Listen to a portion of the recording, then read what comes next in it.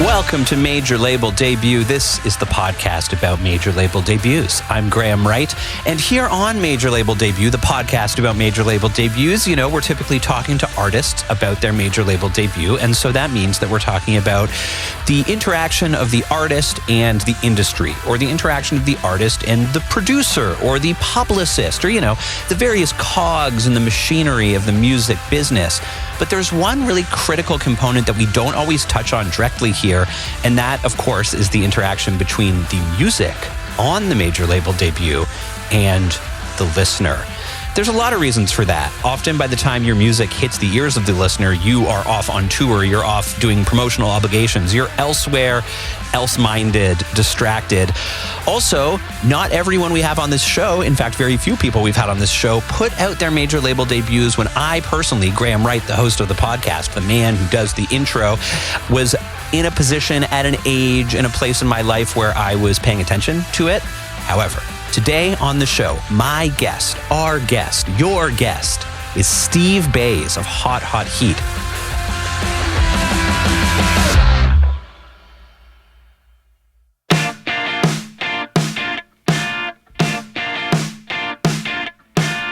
It's not enough to hear me say you won. You only wanted me for having fun. Hot Hot Heat did have a major label debut. They put out their first record on Sub Pop, the great indie label, and then they moved up to Sire Records, the major label, for their second record, Elevator.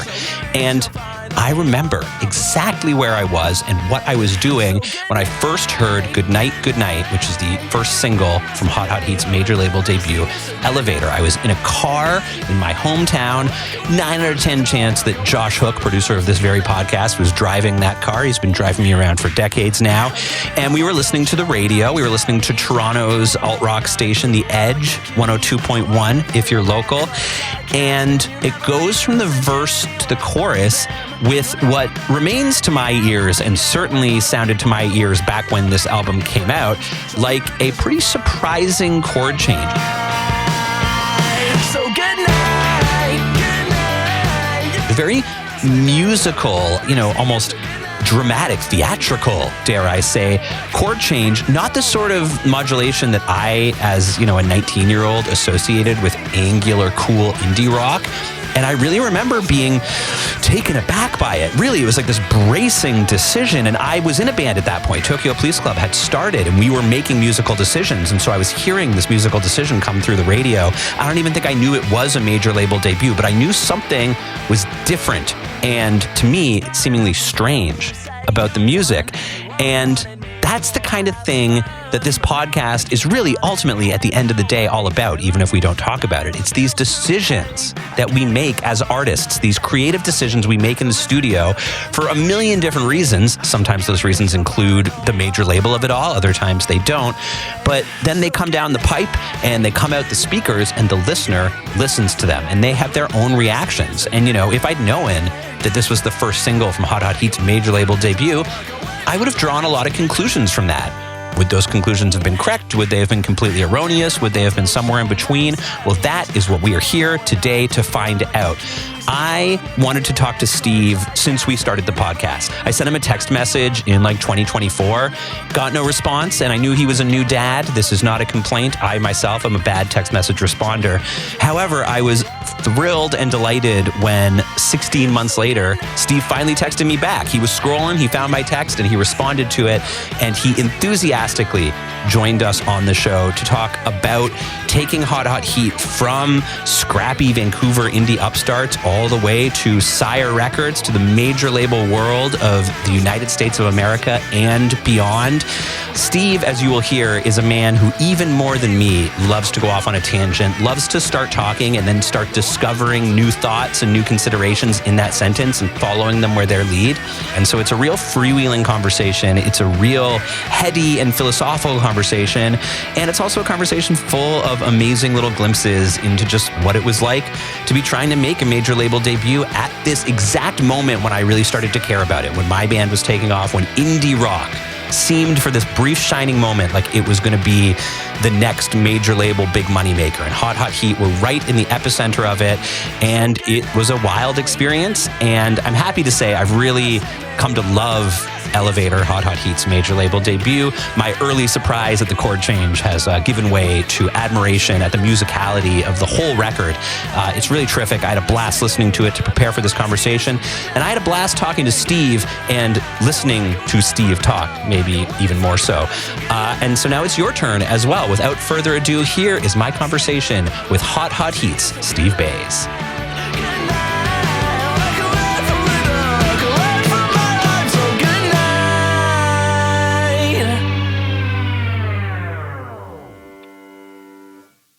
Steve Bays. I wanted to start by saying your full name because it felt like broadcast quality talking. And I also thought we should start with a point of order because there's sort of two potential Hot Hot Heat major label debuts. There's like literally the first record of yours that came out on a major label, and then there's also the first record that you made under the auspices of the major label. So I thought maybe we could just sort of start by talking through how you went from Sub Pop to Sire with Make Up the Breakdown and then beyond. Well, basically, we were on Sub Pop and we were thinking, oh, maybe we'll just sign with this local label, Mint Records. Like I was in the habit of just starting bands and putting out records. You know, you make a bunch of songs and you put them out, you play a show or two, usually like in a basement. And Hot Hot Heat was just one of 4 bands at that moment. And I was always in different bands, sort of with the same people in the scene and stuff. But then Sub Pop said they were curious about the demos we sent in, even though they said don't send your demos on their website explicitly. They did check out our demos and they were kind of curious. They were Heat curious, and then they asked us to come down to Seattle and open for. Do you know that band, The Liars, from Australia? Yeah, I loved that band back in the day. Me too. The most bright, unassuming, love the smell of your breath. Sci-fi, outside.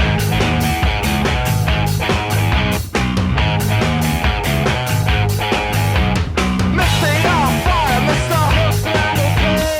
And they were one of the coolest live bands I'd ever seen, and kind of were a big influence actually of ours, I think. Anyway, we thought we did okay, but we're still like a young band, and we didn't, we're essentially doing like a live show that's a job interview. And then we were making classic mistakes, like they give you like free food, and you're like, oh my God, we have free food. So just like slamming like all these burritos seconds before we go on stage, like just classic idiot stuff. It wasn't a great set. And then the Liars were phenomenal. And then we didn't think they'd sign us, but then they were like, okay, we'll sign you for 1 record. And normally they always do 3+ options.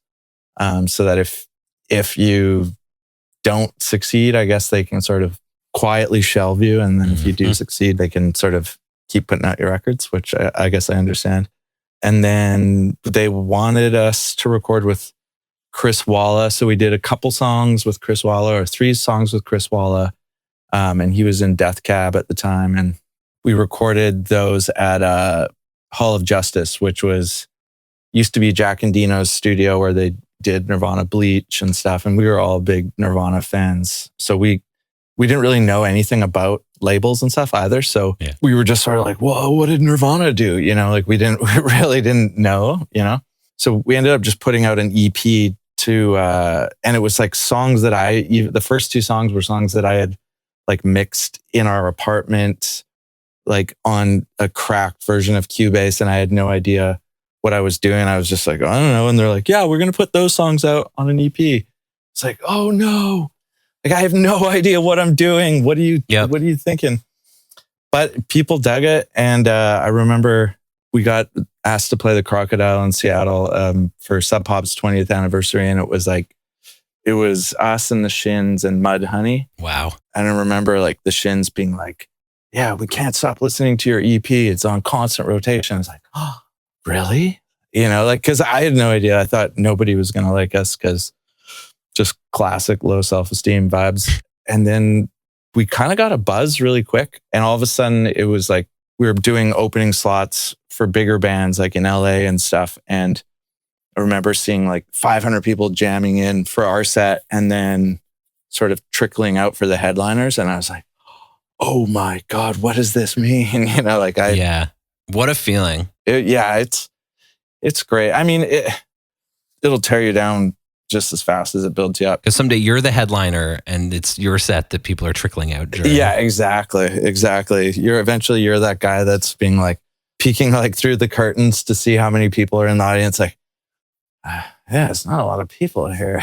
You know, like, yeah, it's a brutal thing. So you kind of have to just like learn to be numb to the benefits of the ego and hopefully avoid all the downsides or as much as you can. Anyway, so yeah, they just wanted a 1 record deal, but we wanted to do it with Jack and Dino, and they're like, oh, he's kind of old school. Like, we think you should go with like Phil Eck, who's doing Murder City Devils and Modest Mouse or Chris Walla. Like, and we definitely loved working with Chris Walla, and in some ways, I would have loved to have done our second record with him, but I think he was on tour or something like that. But anyway, so we went with Jack and Dino just because we loved Nirvana, Bleach, and then we were friends with the Black Halos in Vancouver. We had been playing with them a bunch, and they, at least for me, were kind of mentors for like the business side of music stuff for me. Yeah. Because I kind of came from like the era where if you want to do a tour, like you're looking at the back of a 25-cent issue of Heart Attack and you're looking at, you know, who's booking shows in Pasadena, like, oh, Jerry, okay. You know, and then you're playing to like 10 people in his basement, but like you got a tour.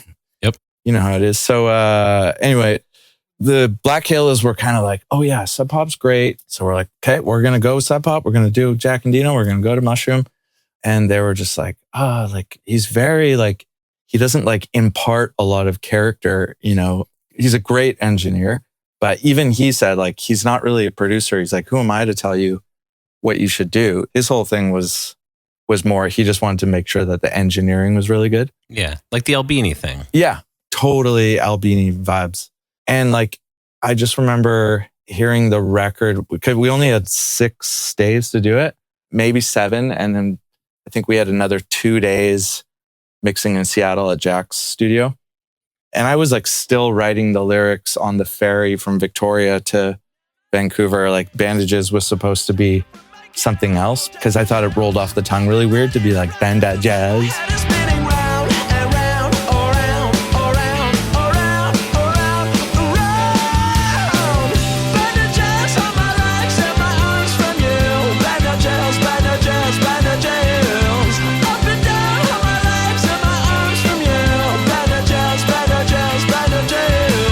You know what I mean? Like, because there's like 3 syllables, but then there's the way they're delivered. Like it could be like da da da. You know, that would be one kind of 3-syllable word, or da da da would be another kind of 3-syllable word. So it's like Bandages is just filler, you know. Yeah, my wife was just listening to a record I made, and she was like, every song is about smoking. And I was like, well, cigarette really sings great. It's such a perfect word to sing. I just can't resist it. It rolls off the tongue so smooth. And I've resisted using the word cigarette just because I don't know, my parents were very like, they didn't really say a lot about anything. Like we never had like a sex talk or a drug talk or anything, but they were just like, cigarettes are bad. And so I was like, can't mention cigarettes. that was my logic. Eventually you grow up, I guess. And now when I hear someone say cigarette, I'm always sort of like, the songwriter in me is like, you know what you're doing. Yeah, it's a cool word. We all know it. We all know it. Yeah. I never smoked, so I just sing about it. It's like stolen valor. Totally stolen valor. I think that was my other thing too, is I wasn't a smoker, so I kind of felt like it'd be like singing lyrics about doing like wicked kickflips when like you can barely ollie, you know? I do know. And I'm going to write a song about wicked kickflips. Wicked Kickflips would actually be a great band name. Somebody should take it. That's true. That one's free for listeners of Major Label Debut. Wicked Kickflips. Wicked Kickflips. Does Sub Pop hang out in the studio? Do they like A&R the record while you're working on it?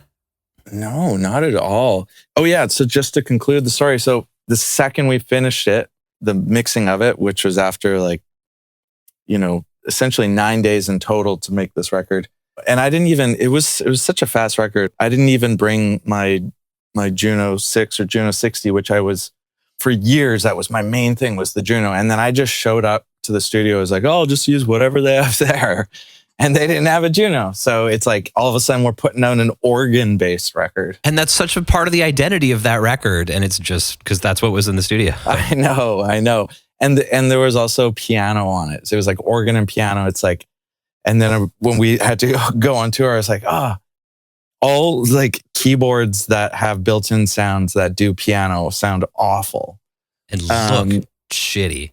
And they look shitty. I had to buy this Roland Phantom. This was like before the Nord even existed.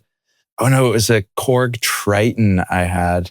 And then eventually I upgraded to a Roland Phantom. Both were kind of awful, to be honest.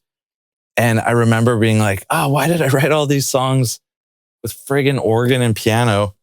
But actually, what's arguably probably our most well-known song, Middle of Nowhere from Elevator, the intro piano, which is just like octave notes, like a really simple riff. That was on the demo. I just used the Roland Phantom, and it just sounded so bad. So all I could think to do was just slam the compression, like just all settings to 10. I didn't even know what compression really did. And then we tried to replace it in like the fancy studios, in Sound City. And we couldn't do it.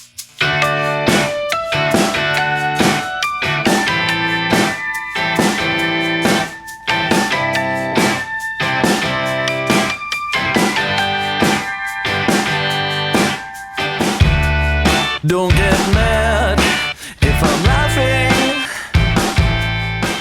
That's really interesting. I guess in like a rock format, the hugeness of a beautiful, nice sounding acoustic piano could actually kind of get in the way, whereas the tinniness, and that piano sound is like very honky tonk almost. Yeah, actually, I never would have guessed it was digital though. Yeah, actually, it was honky tonk piano from the Roland Phantom, just super compressed. And yeah, we couldn't beat it. So Dave Sardi was like, yeah, let's just use that shitty Roland Phantom. Hell yeah. Sorry, I keep derailing you. We're still getting from Sub Pop to Sire, right. But that's okay. This is a journey that we're on together. We'll go there at the. We have a joke, my wife and I, whenever we're watching like a crappy reality show, every time someone says journey, you take a shot. We're not taking shots. She doesn't drink at all, and if I do, I ruin my next day now, unfortunately. Yeah, I think it was Temptation Island. Anyway, they've bastardized a great word. I love journey, because journey is everything. Like, to me, I'm all about the process. I'm not about the reward. I'm about the journey, not the destination. So screw you, Temptation Island. That's right. So I remember we finished it, and the way Jack mixes is sort of similar to Steve Albini style, where it's like he doesn't want to impart his flavor on yours. Like, and years later, I realized you're either documenting a moment or you're creating a moment. And so with bands, it's often, what's the goal here? Are we trying to create something, or are we documenting it?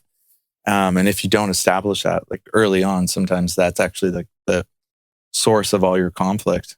But yeah, he was very much a document it. And we were, and it just felt so naked. I just remember hearing the mixes and being like, oh my God, that's what I sound like. I felt like those dreams where you're naked in a classroom.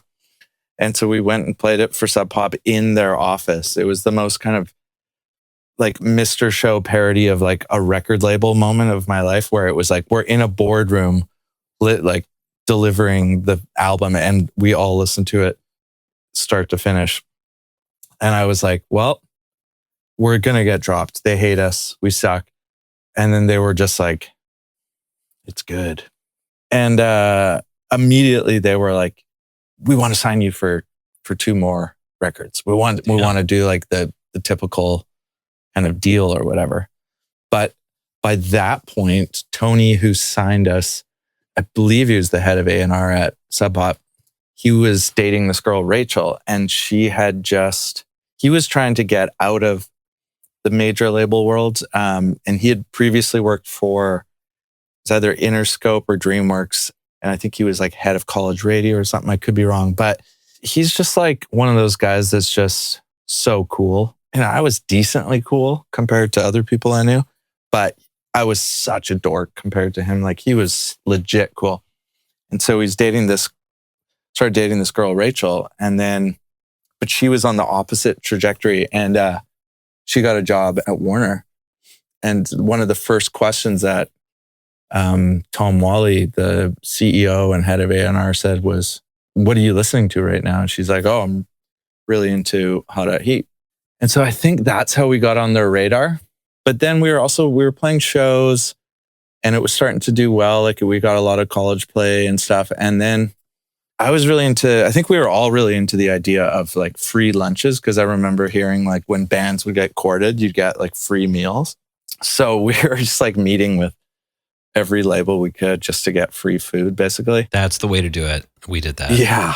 Yeah. So we had a lot of meals we met with, probably someone from like all the big ones, And is this like before the record even comes out on Sub Pop, or has it sort of started to work into the world by now? I think we started to get a buzz from our EP, actually. And I remember hearing about how like there was like A&R forums and stuff where people would be like, these are the bands like we're thinking about. And even when our EP was out, we were kind of getting talks in that world. And I remember the one thing I did know was I was like trying to stick with the Sub Pop world, but I was indie to major curious, because I saw like the Flaming Lips did that transition where they left Sub Pop, I think, and they signed with Warner.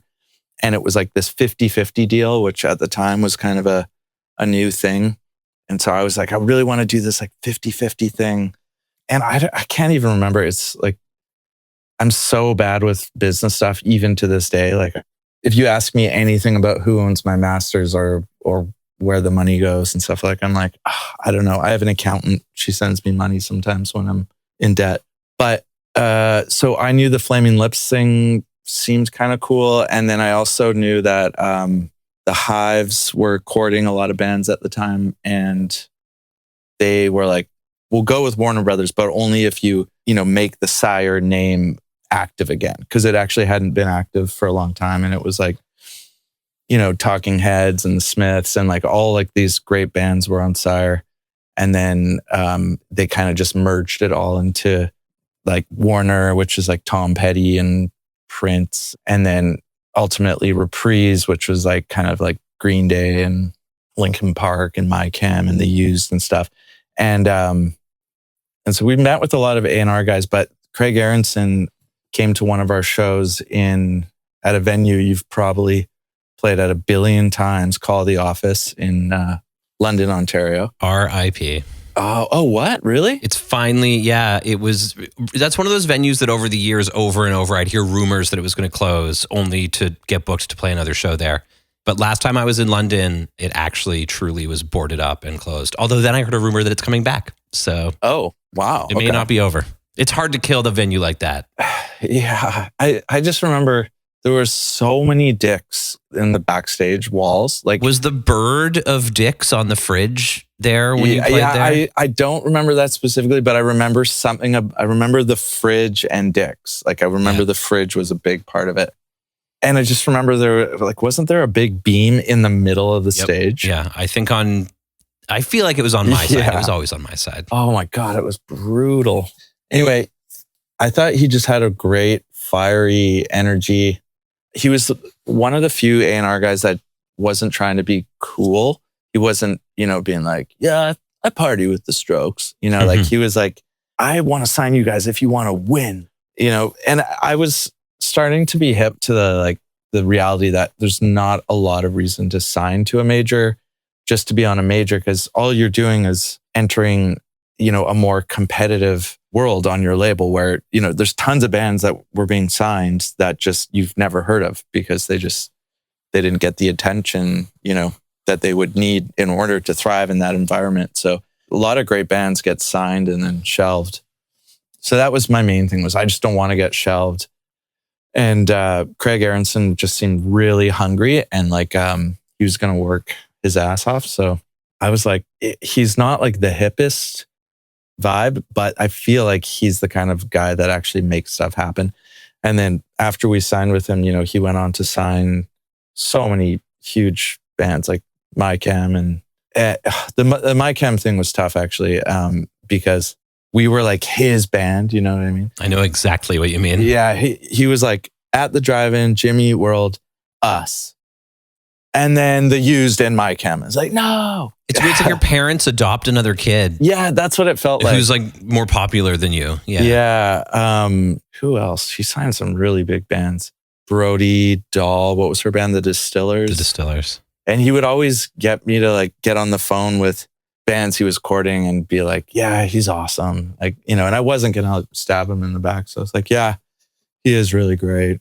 But I knew it's like, I'm like helping this new entity like take attention away from us at the label, Yeah. But that's what, you sign up for. And I wasn't going to like change my values to become all shitty, basically. So, but in retrospect, I do feel like we could have maybe have been more assertive. Like, it took me decades and decades to figure out how to be more assertive, with stuff. Like, I remember on our website, there are like all these, on every page, there's ads to buy ringtones. And I was like, no ringtones on the website. Like, oh yeah, don't worry, we'll fix that. And then they never did. And then it was just like, we're just like a ringtone band now. Like, what? What a moment that was. Yeah. I was going to say, for people that don't know, that was a big thing for a while was, records, people aren't buying records. So you got to make money selling ringtones. I'm like, no, we're going to make money from, at least back then, playing live shows. And you guys are going to make money from ringtones. So don't like tarnish our look, It's a perfect metaphor for the downsides of the major label system, where they just look frantically around and they see a lot of people have cell phones now and they think, okay, great, we'll just sell the music into that. And then, and that's the kind of short-sightedness that leads us to the place where we are currently. Yeah. Yeah. Well, it was a short-sighted world because all these big labels were starting to merge more, and you were seeing a lot of people jump ship. I mean, eventually, like, I'll get back to the story, but we did Make Up the Breakdown was re-released on Sire. And so that helped explode the band a lot. And then we also did Elevator and Happiness Limited. But by the time we put out our third record, I know it's major label debut, so I won't talk about it too much, but I just noticed, it was like all about t-shirts and ringtones, and all the people that were responsible for helping us, build the band up. Like we had an awesome team. I love Brian Bunbury, our press guy, and Lynn McDonald, and like, I won't list all the names, and like Phil Costello, but like, and we just had this like team of people that had this backstory of insane success for decades. Like, they knew the system. And then one day it was just sort of like, oh yeah, now you're just getting interns responding to you. And then you're going to the office, and where there used to be a huge Hot at Heat banner and like tons of gold records, now it's just like t-shirts. I was like, oh no, like I could just feel it slipping away, and like all the labels were kind of merging. And yeah, I think everyone panicked. And then the next big thing after ringtones and merch was getting bands to like renegotiate their deals to do like 360 deals, which just sort of means like they can take money from all different sides of your band. Now they can make money off your touring as well as you. Yeah. Well, and that's the thing, like you sign, so what is like a booking agent gets 10%, a manager gets 15%, but of your gross. It's gross. They take it, everyone takes, or our team always took, like, they all take it, each they go back to the very beginning of how much you made on that show. So the agent takes his 10% of your $10,000, and the manager takes his 15% of your $10,000, and so on. And then you pay for all the expenses on getting to the show and rehearsing and all this stuff. So like what you're left over with is, it's actually shockingly low. So to then tell the bands like, oh, and we're also going to take money from your t-shirt sales and stuff, it's like, I get it. Everyone's got to eat, but ultimately, like, bands are not eating just so a CEO can get, hundreds of millions of dollars.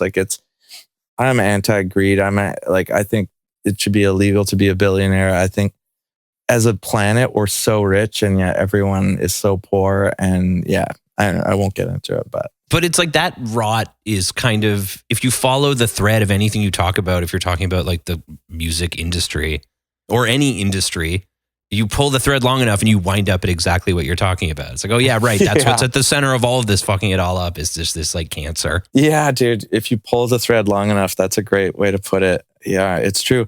Well, I should also say, before we were on Craig's radar, I actually got a phone call from Andy Oliphant, who is the actor Tim Oliphant's brother. And he was working at Warner Brothers in A&R. And he just called me out of the blue. And four of us lived in this 2-bedroom apartment. And he's like, this is Andy Oliphant from Warner Brothers. I was like, how did you get my number? He's like, you have it on your website. I was like, I guess I do.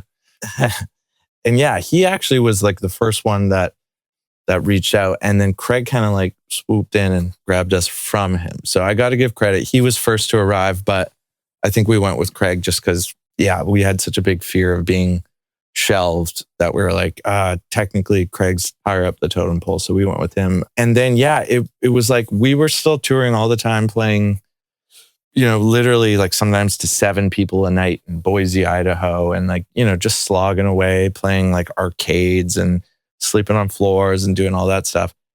And then once we signed with Warner, we were like, re-release the old record. Like, let's put out the new one. They're like, well, we're going to redo the radio campaign because we had already done a full campaign with Sub Pop. And I thought it went really well. But they basically were like, we're going to just do the entire album cycle again from scratch. So we kind of toured for that record for 2 album cycles for one record. And it was definitely tough on morale. I remember thinking, and I've said this for years, you should never tour more than 2 months, because I've noticed most bands that break up or have a member quit, it's after like that 3-month mark, because you just lose your mind, You're gone. I could figure it's like, okay, the first week is easy and fun and weird. And the second week can be tough. And then the third week, sometimes you really hit a wall. But if you blast through the third week, the fourth and fifth weeks are actually kind of the best weeks because you're just more tour than man. But if you keep going into like week 7 and 8. You're giving me PTSD when you're talking about these kind of numbers. Yeah, it just makes you crazy. I remember once we got asked to do Jules Holland, which is like one of those shows in the UK. I'm sure you know this, but just for the listeners, it's one of those shows, at least at that time, could really break a band. Like, I remember Warner UK was like, it's the equivalent to playing SNL. Like, it's insane. And then Dante, our guitar player, he was so burnt out that he refused to do it. He just would not do it. And they were like, what?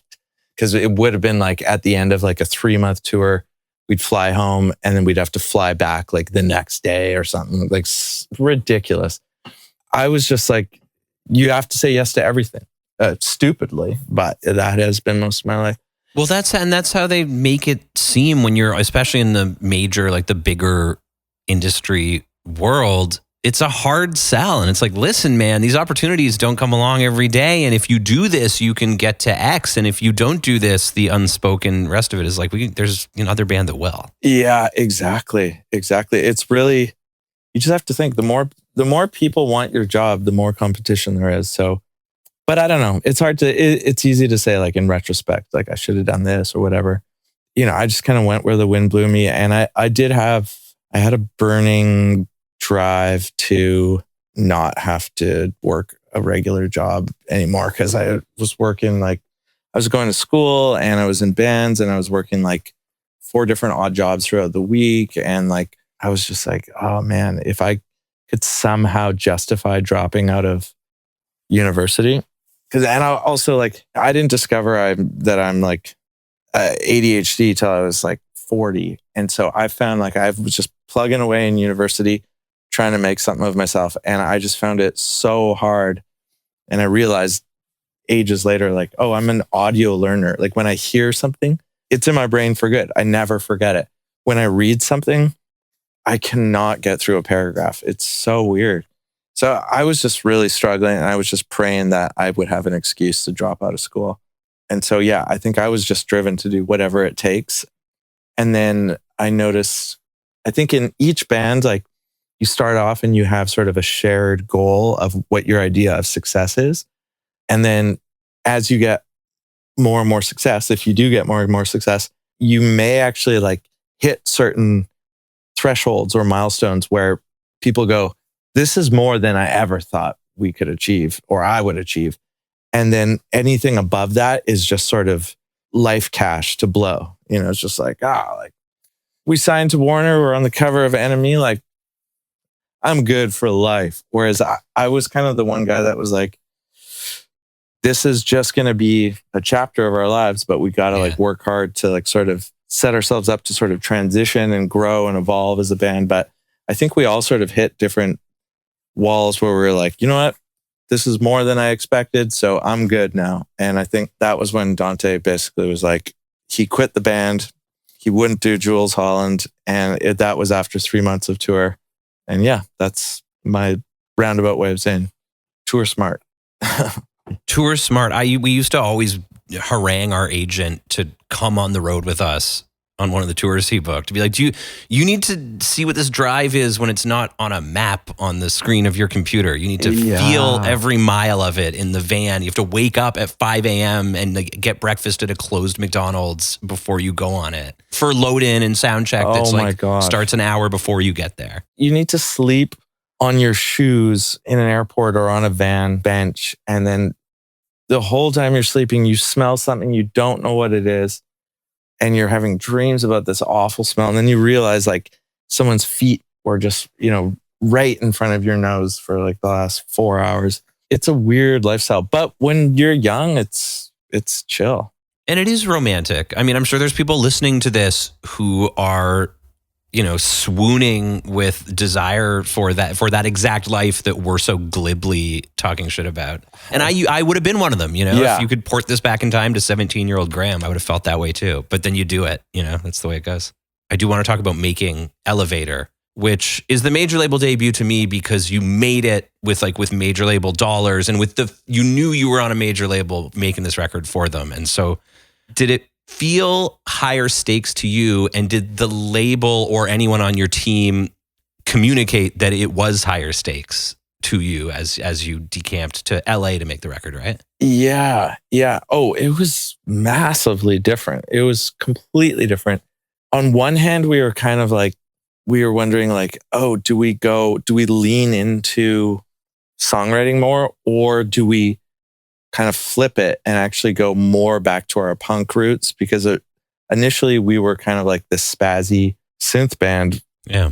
Or maybe that word's not PC. It just dawned on me. That was a word that you would use to describe synth punk back in the day. Yeah, that's like in Pitchfork spazzy reviews of Watts records. But you're right. I don't know either. Okay, well, I'm sure the listeners will fill us in. We want to learn and we want to improve. I'm open. Anyway, so yeah, do we go kind of more punk?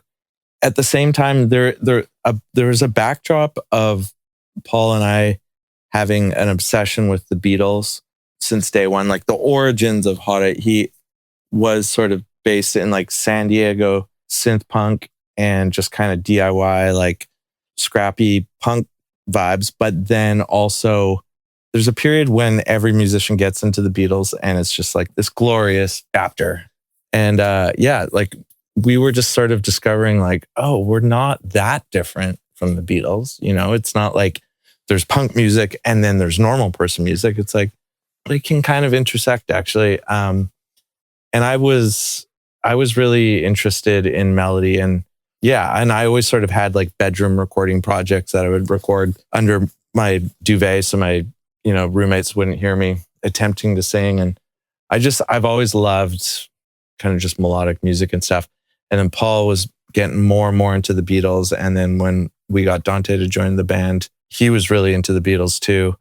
And so I would say Elevator was peak us agreeing that the Beatles are a great reference. But we also had Dustin, he would kind of like had to say he hated the Beatles because he was just like, there's too much Beatles talk. Like, this is bullshit. So he was more into like underground hip hop. And that just sounds like a bass player who didn't want to have to play complicated McCartney-esque walking bass lines across every song. Oh, yeah. And he's one of those guys that like, he's so punk. Like, he's punk to himself by accident. Like he's like, fuck you, pigs. Like, to like me. And I'm like, dude, what, you know, like, I'm just saying, let's just try. Like, why don't we try a harmony? I don't know. Like, but no, it's cool. He's rad. Anyway, so we never considered ourselves songwriters, or at least I didn't. Maybe Dante did, maybe Paul did, but I was sort of just like, I'm a creative person. I do creative stuff. Like, I'm in bands, but I also do all these other things. So that was the first time I had to sort of be like, I guess I'm a songwriter, because I couldn't just show up and assume, you know, like Make Up the Breakdown. I was just showing up with lyrics on a napkin that I wrote on the ferry. And I was just like, I don't know, like, I've got a million things on the go, like whatever, you know. This time it was sort of like, these have to be actually kind of good. So I remember it was the first time I like really kind of worked on lyrics.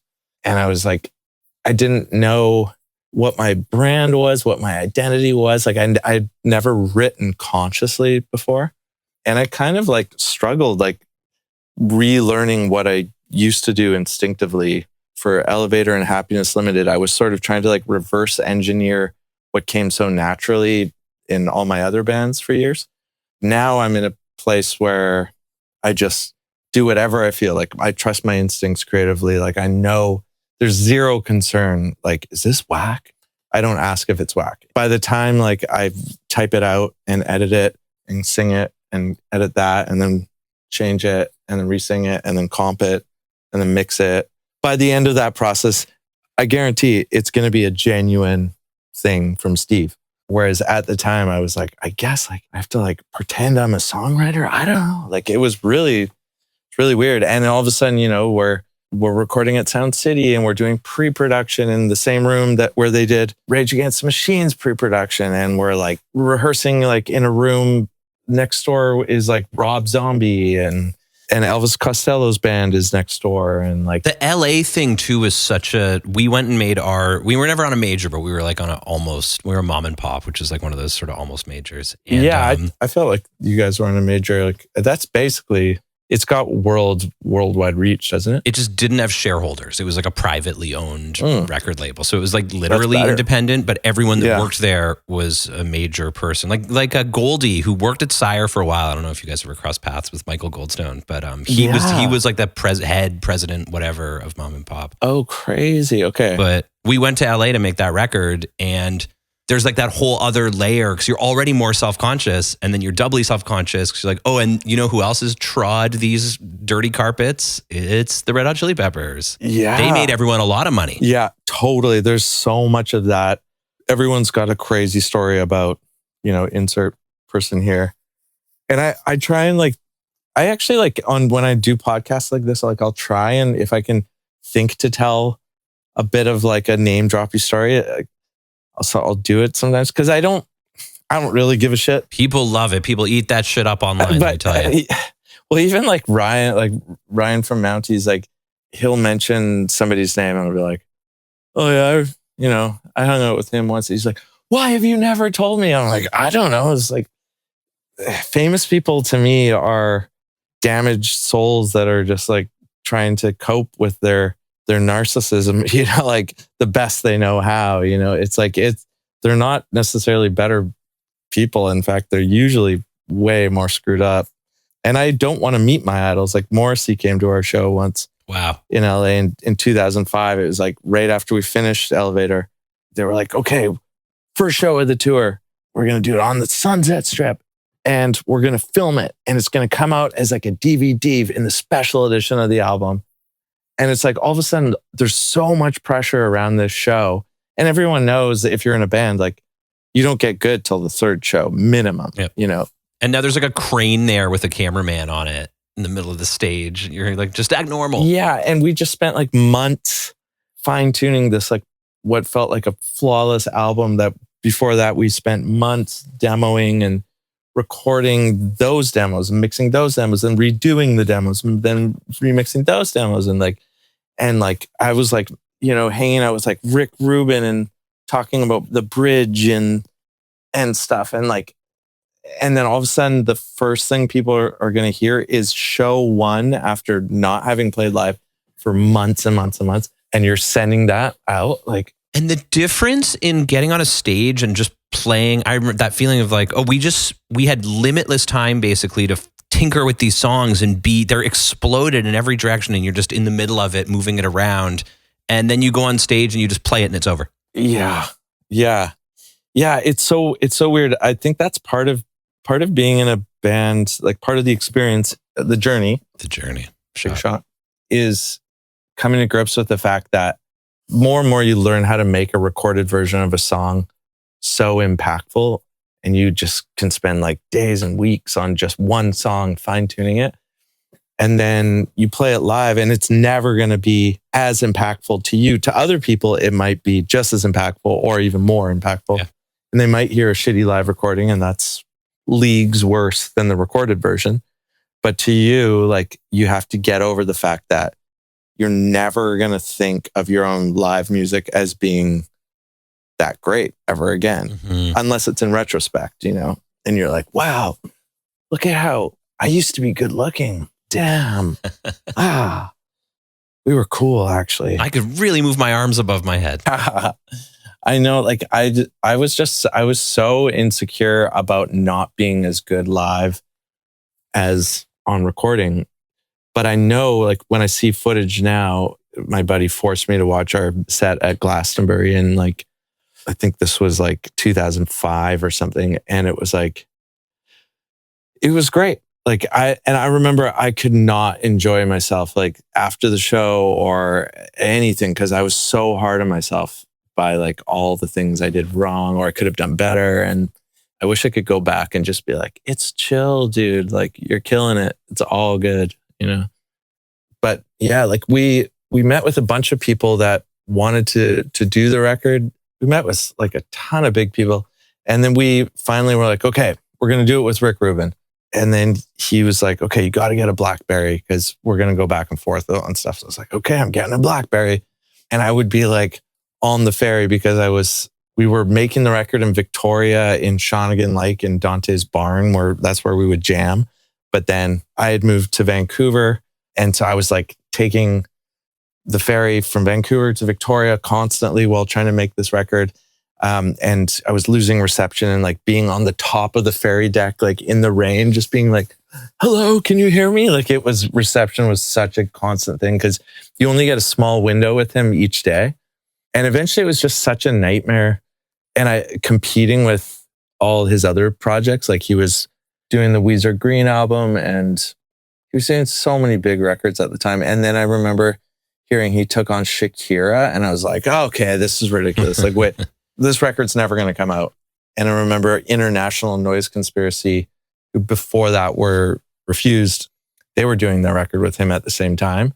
I was like, man, they've been working on that with him for quite a while. And I was still in the mentality, like, if you're gone for a couple of years, like, you're kind of toast, And we had already done full album cycles for Make Up the Breakdown for Sub Pop and Warner. So we were like, we need this album to come out soon. So we went with Dave Sardy because he was one of Rick's like top engineers who had started producing and went on to do tons of great stuff. And he had just done The Rat for the Walkman, which was like one of the best songs of all time. That's and one of the best records of all time. That's really the one that just like changed the whole. It felt like it changed the game. When I first heard that song, I guess I'm a bit younger than you guys. I was in high school when that song came out, and we were all just like, oh, okay. There's like a different thing you can do. There's another level that we need to start thinking about trying to access.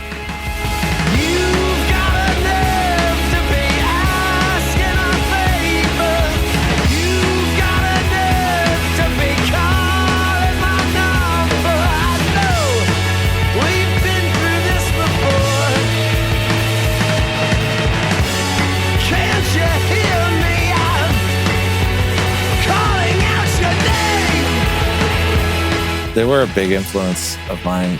Yeah, I heard that listening to Elevator in particular. I feel like cool. you and Hamilton have like singing, your voices don't sound the same like tonally, but something about the way that you ride the melodies felt really resonant to me. Oh, fun. Well, I mean, that band was kind of like Jonathan Fire Eater plus Hamilton minus Stewart, but I felt like he was trying to sing like Jonathan Fire Eater. And then we were big Jonathan Fire Eater fans. And they had, when we first came out, they had just put out 2 songs online, Wake Up and what's their first big hit? I'm a Modern Man. We've Been Had. We've Been Had, yeah. Another great fucking song. Oh, the best song ever. Anyway, yeah, I was obsessed with them. So that's why we were kind of like, let's go with Dave Sardy, actually, just because we love the Walkman so much. And where was I going with that? Oh, yeah. So Dave Sardy was like, okay, so we're doing it in Sound City, and which I didn't realize is like one of the most legendary studios, you know? And we're going to get the drum doctor. The drum doctor is the guy that tunes the drums for Red Hot Chili Peppers on every album. Like, okay. Yeah. Yeah, it was. And then like, I remember singing in the little booth. I think I still had my little crappy. Yeah. Oh yeah. I was on my Roland Phantom, and I'm just like playing along while Paul drums, and there's doodles all over the wall. And it was all of like Tom Petty's drawings from when he did Wallflowers and stuff like that. You know, it's just all these little sort of like, oh, you're doing a big record now. And then I remember we were mixing it, and we were obsessed with, what was it? The last waltz with like Robbie Robertson and the band, and Neil Young, who famously insisted that they edit the chunk of cocaine that was in his nose out of the film. Very early application of digital effects in film, apparently. Yeah. It's like one of the first uses of rotoscoping was to decoke Neil Young's nose. Yeah. Oh my gosh. Innovation in every field. Man, now Final Cut, you don't even need a green screen. I think there's a TikTok filter that'll just... yeah, takes the cocaine right out. Or put it there, you know, if you want to look cooler than you are, if you want to look more like Neil Young, you can just get the filter on it. Oh, anyway, so, and then like we're watching Last Waltz obsessively, and then Robbie Robertson like comes into the studio. It's just like, oh, hey, man. Like, we're just like, oh, cool, hanging out with Robbie Robertson. Like, and then the band went home, and I stayed, I guess, for the last portion of mixing it with Dave. And he was starting a record with Oasis, like literally the same night I was finishing with him. And then Oasis comes into the studio right as I'm wrapping up. And then Noel Gallagher, he goes, "You got fucking great hair, man." I can't do his accent properly, and then they were like, "Well, yeah, we're starting our record. You should hang out." And again, I was just like, what do I have to offer? Like, I'm just like some random dude. So I was like, nah, it's cool. So I just like probably went to like Trader Joe's and got like a microwave meal for my hotel room or something, you know? The next day, Dave was like, dude, you should have hung out, because Ringo's son was drumming for them at the time. And I was like geeked to meet him. Sure. And then Dave the next day was like, you should have hung out. We were tracking bass, and Paul McCartney came to the studio and hung out the whole session. I was like, oh, I'm okay. Yeah, you got me. I should have schmoozed. I should have stayed, but whatever. Hindsight is always 20/20. What was the vibe with like singles and the pre-production and because once you're on a major, to some degree, you're plugged into like the hit factory, and what they really want is for you to write an undeniable smash hit single that everyone can take to the bank. I know. Yeah, it was tough because there wasn't really like an obvious single on the record, even though all of it feels sort of like they all could have been singles, but there wasn't one that was the one. I think they wanted it to be You Owe Me and I Owe You.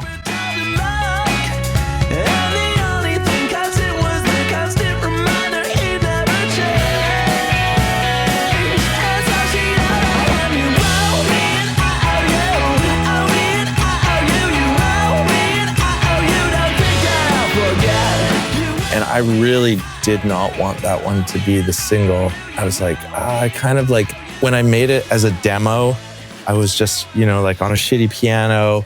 Like my problem back then was I was really getting excited about recording the demo process and stuff.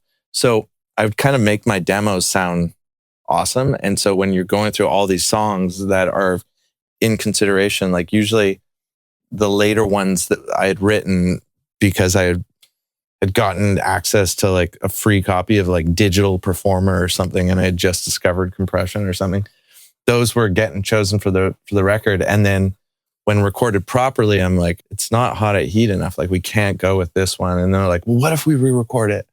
So we were playing Atlanta or something. So they're like, go take a day off, re-record IOU, do it cool. Like, I was like, well, I need to do it in a lower key. I sang it too high. And so we did that. And it was actually a decent version of it. And I was messaging with Butch Walker, like, whatever happened to that single? Because major labels will like just throw like, oh, we got a problem. Like, here's 30 grand. Oh, okay. And then they forget that, they did it. Yep. And I said, well, like, whatever happened? Like, do you have a copy of that? I'd love to hear it. I remember thinking it was way better. And he's like, oh, I got burnt down in the fires in LA recently. Yeah. So I don't have a copy. He doesn't have a copy anymore, but I wish I could. Maybe I'll find it one day. I don't know. I hope so. Anyway. And then at some point between Make Up the Breakdown and Elevator, they were like, we really like 5 Times Out of 100 from your EP. Why don't we re-release it? I was like, no, there's no way we can re-release it unless, and I was really into Queens of the Stone Age songs for the deaf. And it's like, unless we can record it with Eric Valentine. And they're like, done. So we recorded it with Eric Valentine. And yeah, it was awesome. Like, it was sweet. But then we were like, no, we still can't put it out. Okay, moving on. It ended up coming out re-release on our 3rd record on Warner, on Happiness Limited, which is also the same record where we had Abbey Road, the Abbey Road Orchestra record full orchestral arrangements and, recorded and everything for songs that we didn't even put out on that record. Like, big label budgets, man. Shit. Yeah. It was like literally hundreds of thousands of dollars per record. And then eventually I just asked to leave the label, and I was like, I'm just going to teach myself how to record, and I just want to put it out myself. Which is kind of stupid, but that's aged well, because those budgets, bands like Hot Heat and Tokyo Police Club don't typically get hundreds of thousands of dollars thrown at them to make records anymore. Oh, totally not. Being able to do it yourself is like future-proofed you against the whole tides of bullshit that are sweeping in. Yeah, 100%. I think I just sort of trusted my instincts, and I didn't really know what I was doing, but I just knew I could see the writing on the wall. I could feel the tide changing. And this was in 2008. And I was like, we want to get off the label. We want to fire our manager. And I'm just going to read tape op and figure out how to record us. And then we did our next record, Future Breeds, and we put it out on Dynalone. And it didn't get pushed nearly as much, obviously, because there isn't the budget. But I would say the 2 best How to Eat records are the last 2, which were independent. And since then, it's allowed me to make tons of records. Like, I've done 2 with Mounties, 2 with Fur Trade. Left Field Messiah is another project of mine. I'm sitting on like a pile of my own solo stuff right now. And then I've made probably like 20 records for other people. And it's like, I realize I like the process. I'm not great at the business. I'm not great at the promotion. I'm not in love with the lifestyle of touring. You can't keep doing it. Yeah. You got to find a way to, or unless you want to commit to being on the road forever, if you're Bob Dylan and you just want to be out there. But some people have that, and, mad respect for them, but I don't have that, Where did you guys stay while you were in LA? When we were in LA for Elevator, we stayed at the classic kind of long-term hotel. What was it called? Are you asking because you think maybe you stayed there? No, when we were in LA for a long time, we'd like somehow rent. It was pre-Airbnb, but we'd end up in like weird houses that looked like they got used for porno shoots. Or like we once stayed for a month at the Americana at Brand, like that outdoor mall had condos upstairs where like they had the tallest Christmas tree in America. and an hourly fountain show, and like fake snow would fall at night. I know that place. Yeah. Just So incredibly weird. bizarre, but perfect to be there, just immersed in whatever that is. Oh my gosh. It's But I funny think that how, go on. I was just going to say, going to LA to make a record, so much of it is like where you are and how you get around. Oh my God. Yeah, 100%. Which is why I, like, for a while I lived there, and I was like, someone at Warner was like, oh, I have an extra place at this house in the hills. So I was like living in the hills, but just to like find parking is like the really narrow, and you have to like go down this windy road just to get onto Sunset. And there's traffic. And then if you miss the turnoff to the highway, it's like you just added an hour. And so eventually I ended up preferring to live in this shitty Best Western right beside a highway turnoff in Eagle Rock. Oh yeah. Everyone's like, what are you doing in Eagle Rock? I'm like, because I can like get onto the highway and go wherever I need to go, like within 1 minute. Yeah, I tried last time we made a record there.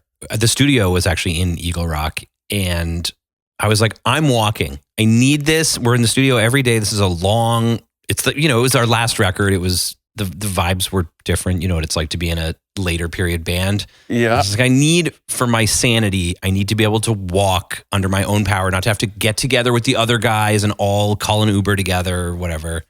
And I forced myself to do it every day, but it was like an hour and a half walk just in shadeless freeways, shoulders almost. Everyone looks at you like you're a complete maniac for trying to do it. Like walking anywhere in LA outside of like the quaint neighborhood pockets. Yeah.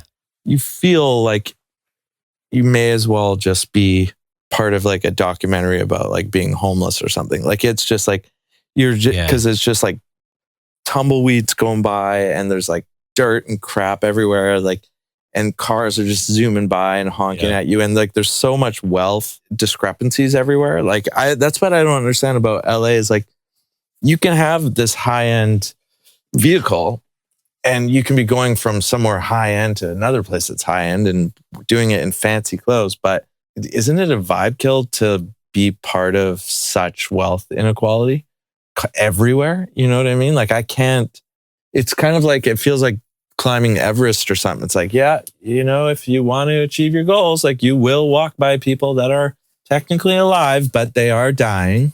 So you just have to ignore them. It's the lesser of two evils if you want to achieve your goal. So there we go. That is a very powerful metaphor. I've never thought about it in quite those terms. I like how we sort of had like threaded a brief conversation about the poison of capitalism throughout our conversation about the joys of major label living. Well, we're living through the communication revolution, like the technology revolution. We're like from an era that was pre-internet, mainly hanging out around and with people that have only ever known the internet. And we understand the old school music industry, which will never be that way again. And we adapted to the new music industry, which is now totally changed. And we're in the last year to 2 years before society as we know it is just completely crumbles due to AI. But at the same time, I'm still watching Temptation Island, like, some here and there, Yeah, yes. We'll look back on this time from somewhere and chuckle ruefully. I guess we'll find out. And we are bringing this thing in for a landing, I promise you. I only have a couple more questions. Oh man, no, I'm the one guilty of derailing us. But yeah, sorry to get dark. I do have faith that things will get so extreme for a minute, but we will, as a society, rebel.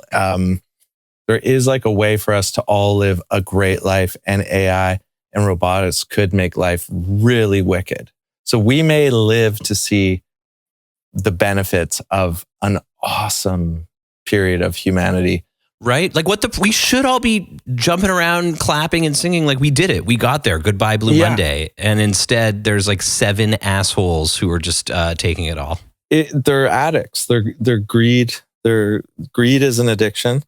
Just like social media is an addiction. I think like we're still living in a world that was built by boomers. And boomers don't talk about feelings. They don't talk about the generational trauma that's passed along to them, because each generation that doesn't dive into their own trauma issues passes it on to the next generation, but it affects them even worse.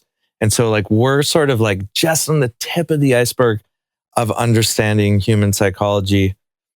And the stigma is still so insane. Like I can't talk about it with most people my age.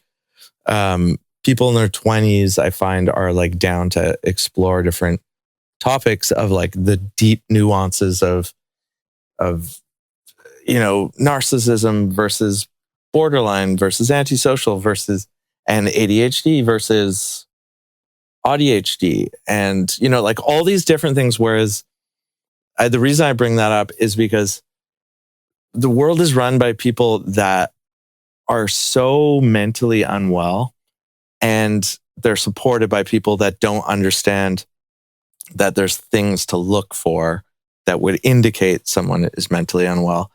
Well, and it really, that reactionary approach and that like enabling approach does, like, I think I first learned about that in a tangible way from watching people out on the road who, for whatever reason, shouldn't have been on the road and should have been getting help for their health or their mental health or their addictions or all of the above. And all the people who should have been supporting them were instead just getting them to the next show and to the next show and to the next show. Yeah. That's what kept the wheels of the whole industry turning. And it's been that way, not to absolve everyone of their own sins, but like it's so enabling and disastrous. And that's, the music industry is not the worst front in that war, but it's where I've seen it happen with my own eyes, and it is disquieting. Oh man, addiction and mental health. You don't get to a point where like you're on stage in front of thousands of people every night unless there's something a bit messed up in your head that makes you need that sort of validation. And so that sort of that same desire to like try and find love for yourself through superficial validation also, it's a similar thing that would lead you to like enjoy feeling good from booze or drugs. Or what I think often happens is it actually is a great motivator and driver for them to achieve crazy things because they're driven by this force in their brain that they don't understand why they just feel so compelled to become famous. And then when they get it, they realize, oh my God, I still have all the same issues. I have all the same pain, except for now I have like this like crazy friggin' job that is like you have to be on night after night after night. Yeah, I have to look at myself and perform as myself all the time. And so I have to amplify all these things about me through my own, it's, the mask that eats the face, as someone once called celebrity. Oh, wow. The mask that eats the face. That is intense. That's a great quote. Yeah. And so I think also there's got to be some sort of science behind the adrenaline rush. Because when you are on stage, even if you don't want to play a show at all that night, once you start, it's just like, just the most insane adrenaline rush for an hour and a half. It's like a weird sort of crash, at before and after. And then when you go home, like everyone I know would get back from tour and they would be so depressed for 2 weeks, even though they want to be home and they don't want to go back out on the road. We just did that. Like we did the big Tokyo Police Club farewell tour that sort of wrapped up a year ago. And congrats, by the way. Thank you. It was amazing, but it was the biggest tour we'd ever done. And it was so like after years of, what it's like when here's our like fifth record. Can we please get anyone to come out in Chicago? I know we've played here 18 times. And then all of a sudden you say you're breaking up and lo and behold, everyone comes out and then you stop cold turkey. And it's been a real process of realizing, even with the level of like fame that we had and that I had as the keyboard player from this band, I'm taken aback by just how like base I'm realizing some of my desires are and how I just genuinely kind of miss the adulation and like that many people saying, yeah, you did a good job, buddy. Yeah. It's a little depressing, but at least it's coming to the surface and I can look at it. Man, you're the first person that's actually been vulnerable and real and said that. Like most most people don't talk about stuff like that. You know what I mean? Embarrassing. And it can sound like, oh, but no, it was my art. It was never about the adulation. It was about my, which it was partially. We made some good art, but we also got some good adulation. Yeah. And I think also there is something, as you become older, you realize that it's not just like, it's not the adulation that you want necessarily. It's more someone sort of just validating that, hey, that thing that you're spending all this time on isn't just you doing it selfishly in vain, and ignoring your girlfriend or your parents or your wife and kids. Like that, there is actually like a purpose to that, and the adulation is like proof to all the people in your lives who've made sacrifices for you to be able to spend that time in your basement dicking around. You know what I mean? It shows them like, hey, like you've supported this guy. And he's not just like this idiot, like, you know what I mean? Like it actually, it does feed the legitimacy of your art, which as you get older, like you start to think more carefully about what you spend your time on. And to me, that's like reinvigorated why I do like having a certain amount of like notoriety in whatever realm I'm in, because like, there's just so many reasons to go, what am I doing? And I'm trying to fend off that voice in my head that's going like, you're spending a lot. Like, how long have you been looking for a snare tone? Like 3 days? Like, this is absolutely ridiculous. Like, go hang with your child, Yeah, and you like need it to mean something and all matter and be worth it. Yeah. Even though with hindsight, you're like, well, there's probably half of that we could have done the easier version of, or we could have just got off the road after 2 months instead of 3, or we could have stayed on the road an extra 3 days and done Jules Holland, and that would have been like, every decision is second guessable, and no one thing. It's so rare for there to be one obvious fork in the road where it all went wrong or went right. Yeah. And so you're just left with this infinite uncertainty, especially now with the metrics and the graphs and the artist.spotify.com login.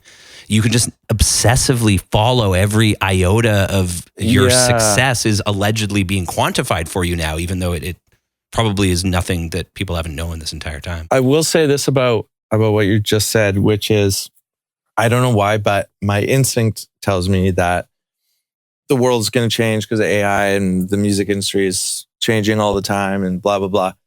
But if you scan your life, like what you're motivated to work hard on, like the things where you just wake up and go, I'm going to do that. Like even like it can be really weird stuff like that you think isn't even necessarily that beneficial to your career. But if you link all these things that like motivate you, like that's why like what you're doing, for example, like I feel like doing a podcast where you're interviewing people, to me, almost makes more sense than making music in a lot of ways, because we listen to a lot of conversation now. We're finally talking about deep thoughts where you finally can have an audience where you can keep their attention for more than just a 3-minute single, And it's like being a content creator, even though it's like such a gross term relative to like being this like tripped out, like, artist or whatever, it is actually like a really fascinating form of art. I don't know. There's something very modern about technology that I find just super fun. Like I like keeping up to date with the new platforms and the new tech. But I guess what I'm saying is, if you can figure out what you're willing to work super hard on, I just said hard on. We'll clip it. Don't worry. It's going on the soundboard. Then yeah, if you can figure out what you just are super excited to just put hours into, I feel like you can navigate around AI. And I think you can stay creative for the rest of your life.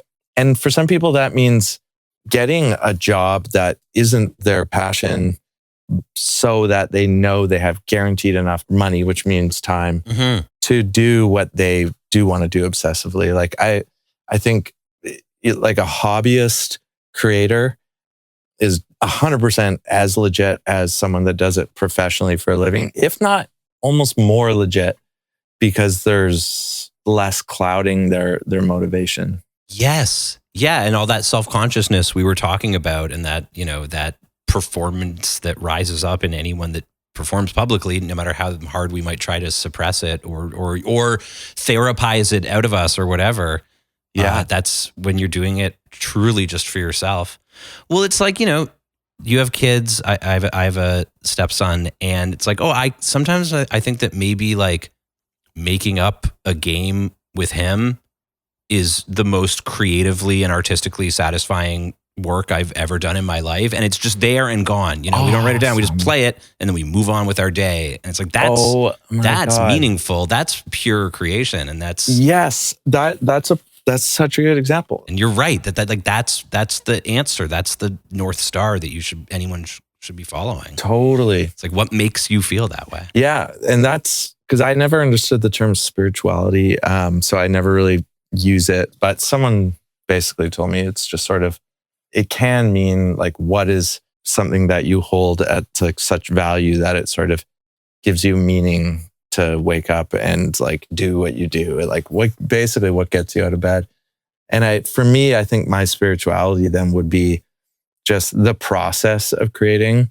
So in some ways, like the format of signing to a major label and doing everything you can to get all these troops rallying behind you to put out 12 songs every 3 years. I'm like, like that is not true to my spirituality. I want to be making like a lot more music than that. Or like, most of the work I do for people as my like day job is just friends that are like, I just do like so much hybrid stuff. Like, we started tracking this, or I made this video, but I don't know, can you just mess with it? And like a lot of what I do is just sort of help friends out and just play with their like almost finished sculpture. And then just, that gets me out of bed, Yeah. You're like in the workshop working on your potions and your spells. Exactly. And I know that's how I want to be spending my time as well.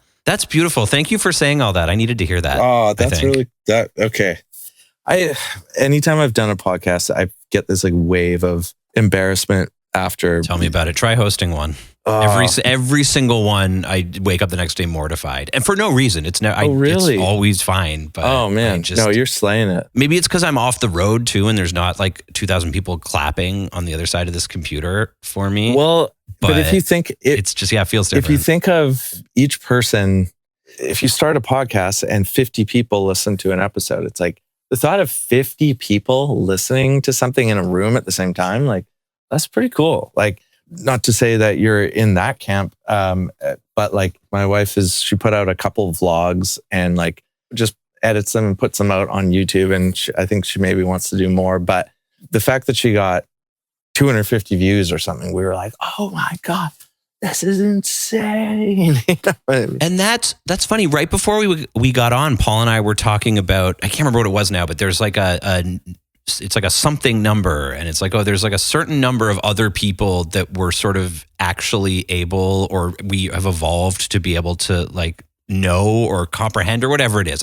We didn't Wikipedia it, but something like that. Right. I'll figure it out and put it in the outro. But the inflation of everything, and I feel like doing this as a job, and whether it's making music as a job or making movies or making podcasts or anything, is the numbers get so inflated where now 250 people sounds like bullshit. Right, like, right. 250 people, I don't even get out of bed to play for less than 5,000 people, like you're right. I know Spotify, like, I only have like 11,000 plays on that song on Spotify. That's kind of a pretty low, sad numbers. Like that's 11,000 is a very large number. The reality is like, all numbers can be jacked up if you put money into advertising or hiring third-party companies or blah, blah, blah. I think the only thing that I find genuine is if everything you put out creates people that go, you did it again. I like it. It's good. Like real fans are so important. I want everyone to know that if they hear something I've been a part of, there's like vulnerability and honesty and joy and fun in it. And that's like a consistent flavor. So I could care less about numbers. I don't know what any of my numbers are for anything. And I know you can just pay to jack shit up. So it's like, it's all irrelevant.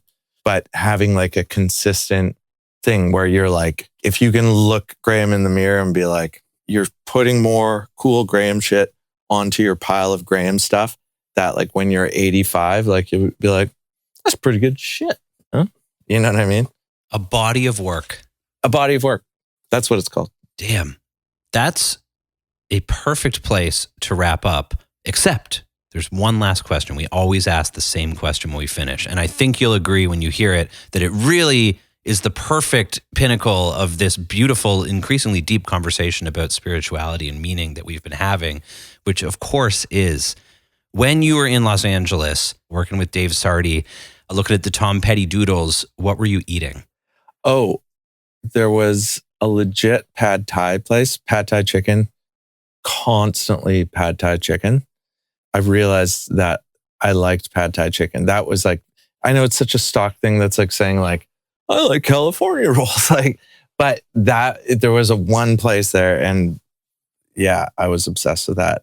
And then there was this like one kind of California wine. I can't remember. It's just like you buy it in like a 7-Eleven and it's like 1.5 liter. And it was like, there was a good number of those just in the background in case they were needed for inspiration at times. Yeah, that's always kind of in the background question is because, you know, you get lunch and you get dinner if it's a long day and that's a couple meals. But really what you're drinking in the studio, which coffee, which beer, which wine, etc. Yeah. Is maybe a more germane question.